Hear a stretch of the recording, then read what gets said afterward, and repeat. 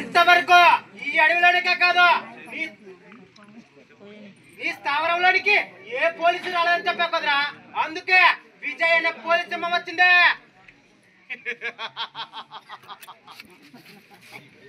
ఈ పోలీసు అమ్మను చూసి కంగారు పుట్టి నవ్వుతున్నావా మాయల మారే?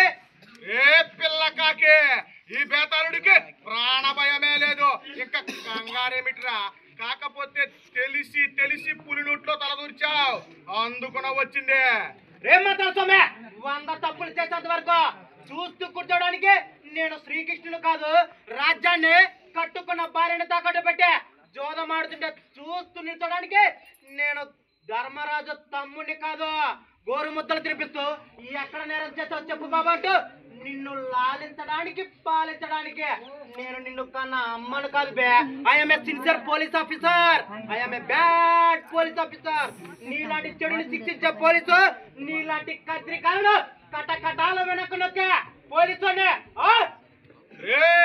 నువ్వు రెచ్చిపోయి ఉపన్యాసం దంచుతుంటే నేను పసి పిల్లాడిలా వినాలా?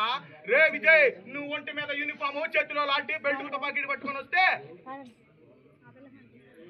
నువ్వు ఒంటి మీద యూనిఫామ్, చేతిలో లాఠీ, బెల్ట్ తుపాకీ పట్టుకొని అంకుశంలో రాజశేఖర్ లా, పోలీస్ స్టోరీలో సాయి కుమార్ లా వస్తే చూస్తూ నీ వెంట తనులు తింటూ రావడానికి నేను రామిరెడ్డిని కాదు, ధనరాజుని కాదు, బేతాళుండే.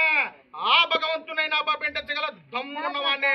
నీ సినిమా డైలాగులు ఆపి నా కాళ్ళు పట్టుకొని దీవెన తీసుకొని వెళ్ళిపో. నీ కాళ్ళు పట్టుకోడు కదరా, నీ గొంతు పట్టుకునే సైకిల్ బిగితే క్రూర మృగాన్ని ఇంట్లో తీసుకెళ్ళగలను. రే బేతాళా, నువ్వు చేస్తున్న మాయలు మంత్రాలు ఎంతో కాలం నిలవవు, మర్యాదగా చట్టానికి విజయ్, నేను చట్టానికి లొంగిపోవడమా? ఎలా కనిపిస్తున్నారా నీ కంటికి? ఒక చేతిలో చట్టాన్ని, మరో చేతిలో న్యాయాన్ని, నా కాళ్ళ కింద రాజకీయాన్ని తొక్కి పెట్టి నీతిని చక్రంలో బిగించిన రాజకీయ సూత్రధారి ఈ బేతాళుడు. నన్ను తక్కువ అంచనా వేయమాకో. రే బేతాళా, నువ్వేమన్నా తాంత్రిక స్వామి, చంద్రస్వామి కంటే గొప్పవాడివా? మాజీ ప్రధానులు, ముఖ్యమంత్రులు, మంత్రులు సైతం చట్టాన్ని గౌరవించే బోర్లో నిల్చున్నారు, న్యాయాన్ని గౌరవించే జైలులో నిల్చున్నారు. విజయ్, వాళ్ళు సరైన ప్లానింగ్, సరైన బలగం లేక చేతులు పట్టుకొని కూర్చున్నారు. ఈ బేతాళుడికి ఎన్నో విద్యలు తెలుసు, ఎన్నో అన్యాయాలు మంత్రాలు తెలుసు. మీరు నన్నేం చెయ్యలేరు. నీకు మాయలు మంత్రాలు తెలుసా? ఏవి చేయి చూద్దాం.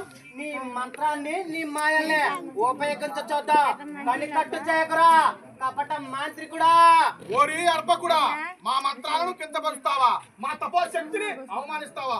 ఎన్నో రాత్రులు, యజ్ఞాలు, యాగాలు చేసి సర్వశక్తులు పొందిన ఈ బేతాళుని తక్కువ చేసి మాట్లాడతావా?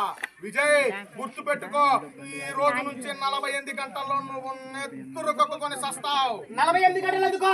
నీ దగ్గర మహిమలతో ఇప్పుడే ఇక్కడే నెత్తురు కక్కుకునేటట్టు చేయి. అంటే నీ దగ్గర మాయలు లేవని తెలుసు. నువ్వు పెట్టిన గడువులు నీ మనుషుల చేత పని చేస్తావు, ఈ యాక్సిడెంట్ మర్డర్ చేస్తావు. రేపు ఎత్తలా, ఇది వైజ్ఞానిక మంత్రాలకు చింతకాయల రాలవు, గుర్తు పెట్టుకో. నువ్వు ఒక దేవు దొంగవు.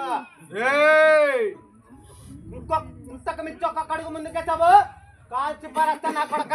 ఈ అక్కడ నీకు మాయల మంత్రాలు తెలుసా?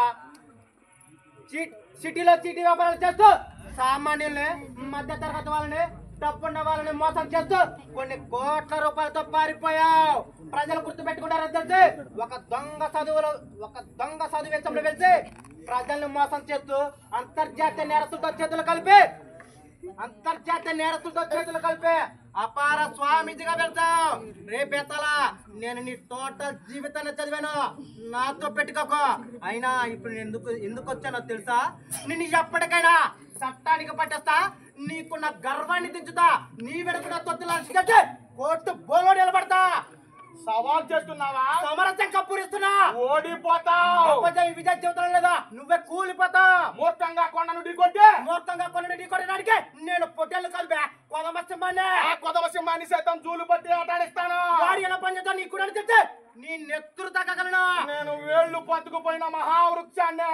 గాలి వానొస్తే మహావృక్షం సైతం పేకలించబడుతుంది. అంతటి మగాడివా? నీలాంటి వాళ్ళ మంది మనసు గల మెగాస్టార్ అరే నా పవర్ ఏమిటో నా పలుకుబడి ఏమిటో నీకు తెలియజేస్తా. చూడు, నువ్వు ఎన్ని ఎత్తులేసినా ఎన్ని జిత్తులు ప్రయోగించినా చివరకు నా దారికి రావాల్సిందే.